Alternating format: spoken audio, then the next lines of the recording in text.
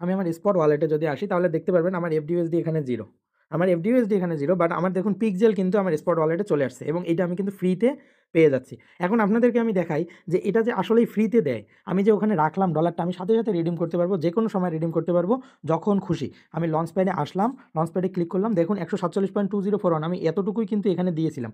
Just আমি এখানে ঢুকবো, ঢুকে এই যে রিডিম নামে একটা অপশন দেখতে পাচ্ছেন, এই যে রিডিম, আমি রিডিম অপশনে ক্লিক করে দেবো, ম্যাক্স ক্লিক করে দেবো, রিডিম করে দেবো, শেষ।